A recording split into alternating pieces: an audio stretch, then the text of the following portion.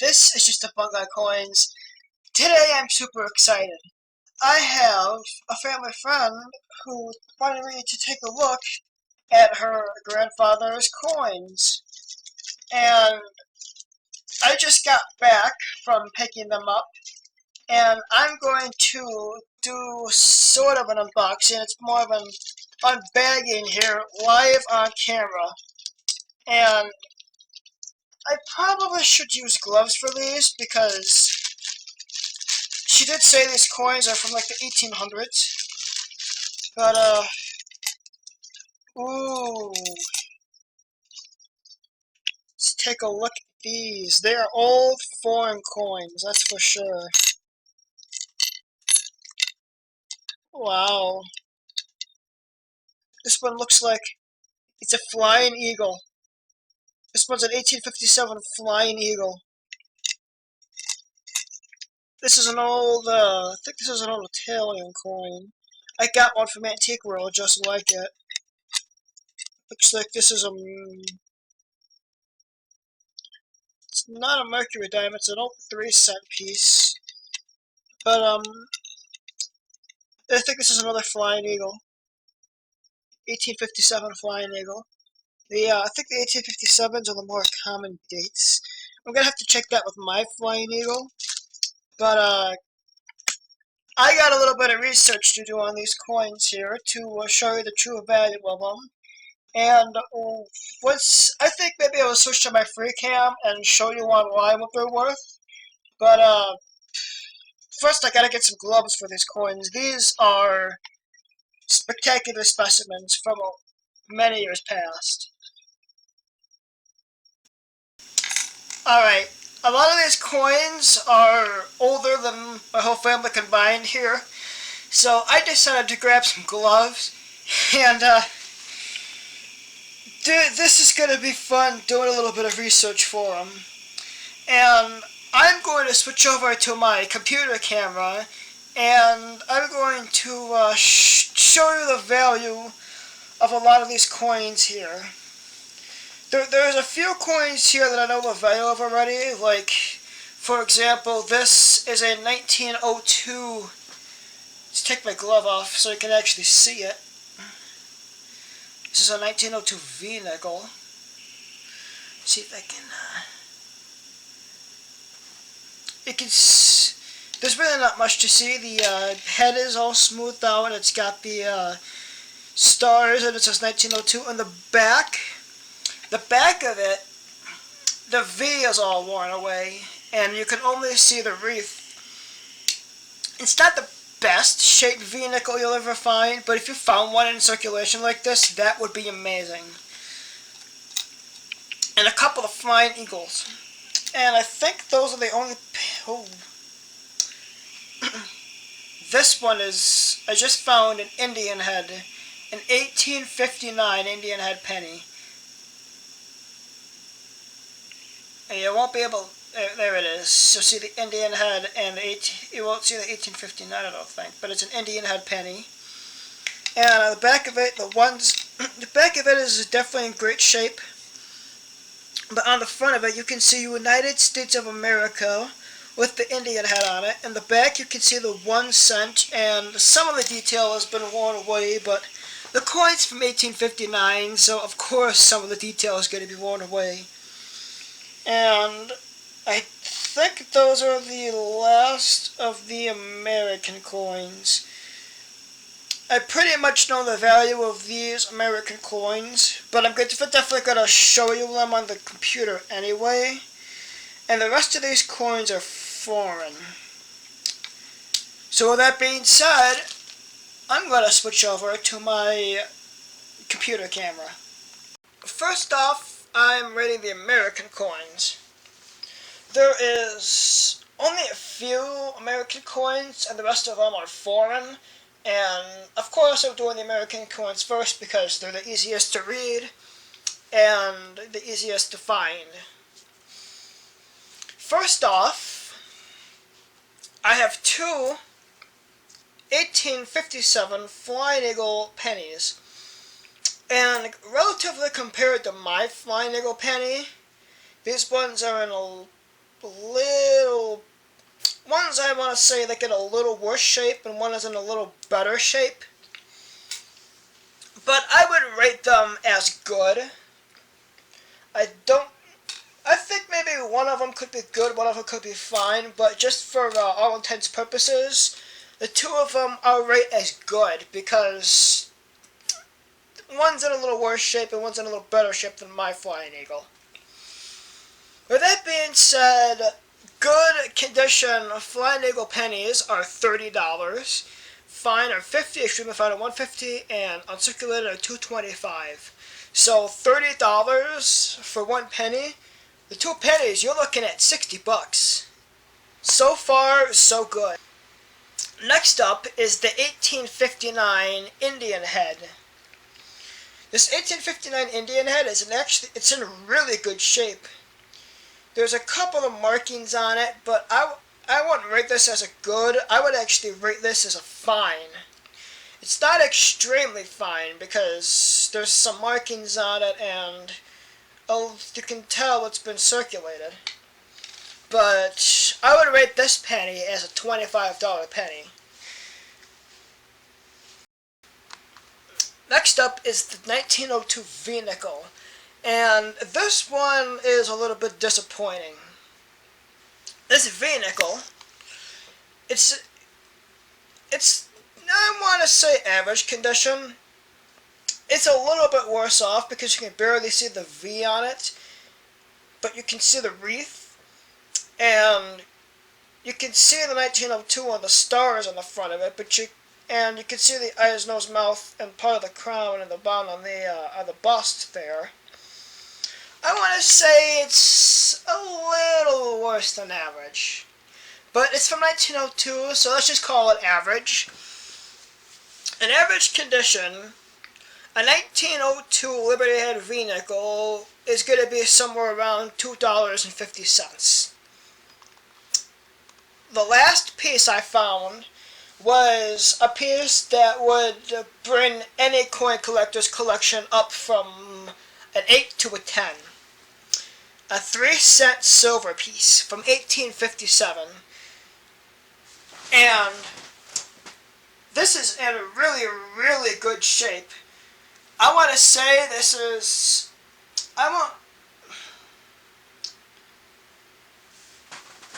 it's not uncirculated, but this is actually, I would consider this very fine condition, extremely fine. This is a $120 coin, but the price drops in half fine condition. I'm not an expert at grading coins. I don't necessarily want to say it's extremely fine, but it's better than average. And a fine is $50, and extremely fine is $120. I think I'll split this down the middle and say it's a $75 coin. So far, my friend here has a great... There's definitely going to be a few coins in this collection that are going to be harder to research. Take, for example, this coin with a hole in the middle. It's got a bunch of Asian writing on it, and whatever this coin is, I can't read that. And there's a couple of coins that are extra toasty in this collection. Like, take for example the back of this coin. There is nothing to go on. And the front of the coin, there is something to go on, but that's about as good as it's gonna get. Same with this coin here. The front of it is toasty. All you can see is the bust of what I assume is a male. And the back of it, there is absolutely nothing to go on. So those are the few coins, and I'm going to have a challenge trying to find what they are. But I ain't scared of no challenge. After trying for a few minutes to try to get something on those toasty faded coins, I couldn't find anything. Those coins give me nothing to go on, so that's unfortunate. But I do have some more coins to look through. and I found a couple Italian coins. The first Italian coin is a 10 centesimi from 1866.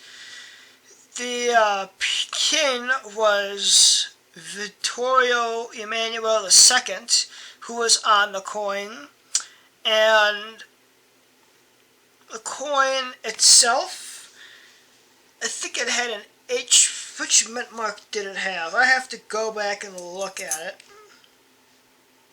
It had N mint mark, and the N mint mark standard for Naples, and that is $1.79 value. If the mint mark had an OM, which is the most valuable one, it would be $10.77. But N for Naples, $1.79 is not a bad price for a coin whatsoever. Next up is the 1861 5 centesimi, or however you say it. It was the same king, and if the mint mark on it was N mint mark, and it gives you the amount minted, and the value of this coin is about $2.39. Next up is another Italian coin. It's an 1881 to 1899. What is it again? Italian 2 lire. The king at the time of Italy was Umberto I. He is on the coin. And the year of this coin is 1887. So in 1887, one of these coins will bring you about $19.71. The next coins I'm going to cover are pfennigs. Going through the coins, about half of them were these German coins called pfennigs, and about half of those pfennigs were one pfennig. And the one that I just so happened to have picked up was from the year 1900. They're all different years, but I'm going with the one that I picked up. Pfennigs, of course, are made in Germany, and it depends on the mint mark. I tried looking for a mint mark on the pfennig coins, and apparently they all do have mint marks, but they're dang near impossible to find, or they were just rubbed off. So for a majority of these, I won't have mint marks, but in particular the 1900 has mint marks A, D, E, F, G, and J. And it depends on where the coin was minted, determines the value. The lowest value is the A mint mark. That means they were made in Berlin. And their value is 71 cents. The highest mint mark is G. That means it was made in Karlsruhe, and the value is going to be $4.33. The next pfennig I have is a 2 pfennig, and I was actually able to find a mint mark on it, and how I was able to see that, I had to look for like 2 minutes. But either way, I found in 1876 G2 pfennig, and taking a look at the condition, this particular website I found it was based on the condition. I will say this is a very fine condition, and that pfennig will be about $2.50. I have 2 5 pfennigs, and it doesn't necessarily matter what year these are, because the period is the German Empire from 1871 to 1822, and it depends on the mint mark, A through J. The least valuable is going to be the A mint mark at 52 cents, and the most valuable mint mark is going to be J, which will bring you about $1.74. And last but not least is the 10 pfennig. I only have one of those, and the 10 pfennig that I have is from 1873. And I couldn't find a mint mark on the 10 pfennig, but same applies. Mint marks A through H, and they range from a value of, let's see, the 1873 F is about $1.03, and the 1873 A is about $4.15. So they're not the highest value coins, but they're a few bucks. Next up is a 1904 Venezuela Silver 5 Bolivar. From what I can gather from research, it is definitely a 5 Bolivar, and the mintage of these 5 Bolivars are about 200,000 minted. And this one is actually in pretty good shape, but the one I have is quite dirty. I never recommend cleaning coins, but if this coin was cleaned, and cleaned properly, it would actually clean up quite nicely. I don't want to say it's above very fine, because above very fine, you're getting to almost uncirculated. So I want to say it's a very fine condition, and from what I'm seeing, a very fine condition 1904 Bolivar is $35. The next coin is a France 5 centimes. And these France 5 centimes are what I've seen bronze coins. And they are from 1904. There were 8 million minted. And the one that I have, I don't want to say it's in extra fine condition. It's between fine and very fine. I think for all intents and purposes, I'll say it's in fine condition. And one of these coins in fine condition will bring you a value of around $1. This coin here is one of the most minted, most common coins I have seen yet when it comes to these foreign coins. The Spain 5 centimos. The one I have is from 1879. Let's take a look at it one more time. Yes, it's from 1879. And there were 54,994,000 minted, yes. 54,994,000. That's the mintage. And the value of these coins are $3.05.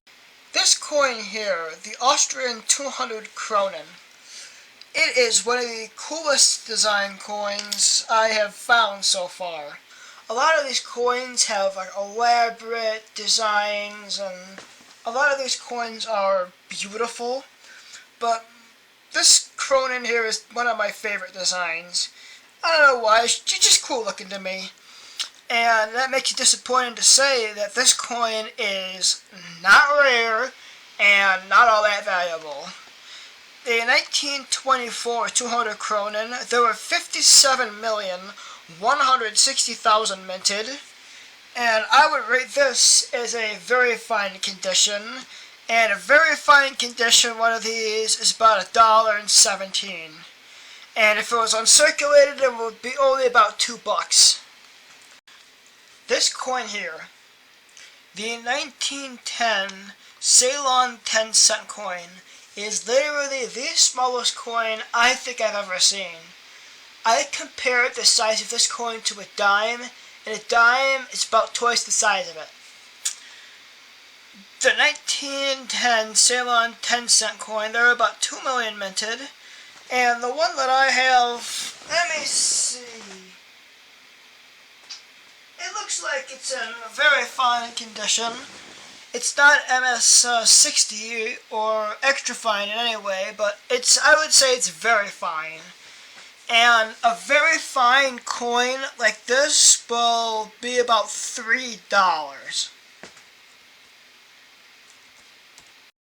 Another German coin that I have is the half mark, and it's from 1909. The picture you're seeing is one from 1905. That was the nicest picture I could find. But the one that I have is a 1909. But they pretty much look the same other than the year. And if you want a 1909 half mark, or if you have one and you want to know the value, these are, I'd say, pretty good price. If you want an A mint mark, the A mint mark on the half mark, I couldn't find a mint mark on the one that I have here. So the A mint mark means it was minted in Berlin, and that's $3.24. If you want a G mint mark, or if you have a G mint mark, it was minted in Karlsruhe, and those are $10.54 value. Next up is another German coin. This German coin is a 5 Reichspfennig, and the one that is currently being shown looks just like the one that I have. The 1925 A mint mark, there were 85,239,000 minted, and the grand total for one of these things is an astonishing 56 cents. They're not worth all that much. The second to last coin I have for you is a coin from our neighbors to the south, Mexico. A 1903 10 centavos. And the 10 centavos I can find, the mint mark I couldn't find, but if the mint mark was a CNQ, the coin would be valued at $8.43, and there were 256,000 minted. Okay, for the last coin, I decided to go back and try to see if I could decipher anything from one of the coins I said was too toasty. I'm glad I did. The coin that I chose was an 1818 Spain 8 Meravides, a 203-year-old coin. 203 years old. Imagine the history that coin has seen if it could talk. And take a look at the design on the front and back. On my coin example that I have, the very back is all smooth and you can't see any detail. And on the front you can only see the 1818 and the name of the person on the coin. This 1818 coin is worth in value about $3.10. And the 1817 coin is actually the most valuable. It's $17.24. And that's if you have a good example. Mine's a lot toastier. But the fact that it's 203 years old should say something about its value. The experts may say it's a $3.10 coin from 1818, but I am going to add about 100 times to that value just based on its age alone. Professionally and factually, $3.10. In my eyes, it's $1 million coin. This is one heck of a collection. A lot of these coins are foreign. Most of them seem to be from Germany, and I didn't see a date past 1925, so they're all very old. I really enjoy looking through these coins, and some of them are more valuable than others, and some of them, the value actually shocked me a little bit. This was a super fun thing to do. I hope I can do something like this with some more coins in the future. Of course, if you like what you saw, don't forget to like, comment, subscribe, and share, and hit that bell icon. My email is down below. Don't forget to email me if you have any questions or anything you want to say to me, not in the comments. My social media is going to be down below as well. I got a Facebook and Tumblr. Everything's in order down there. And with that being said, I'm signing off. So long, YouTube.